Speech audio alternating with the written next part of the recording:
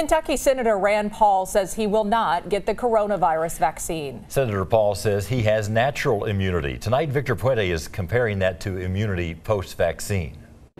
Rand Paul has made it clear he doesn't intend to get the vaccine anytime soon.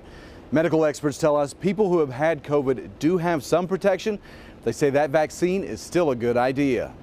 During an appearance on the Cats Roundtable, Senator Rand Paul once again talked about how he wouldn't get a COVID vaccine because he had already had the disease. And I think that we should have a choice whether we take a vaccine or not, because, frankly, all of the studies show that I have just as good of immunity as the people who've been vaccinated. But doctors tell us that immunity likely has an expiration date. Senator Paul announced he had tested positive for COVID in March of last year. Dr. Mark Doherty is the head of the infectious disease group at Baptist Health Lexington. He told me he wouldn't comment on Senator Paul's case specifically, but in general, that immunity from having COVID will wear out. Well, we know that people can get reinfected after they've had COVID. The immunity appears to be solid for at least 3 months, and probably longer than that, probably more like 6 to 8 months. And then we know that we are seeing some people that get reinfected after that. But it's not just the length, it's also the effectiveness.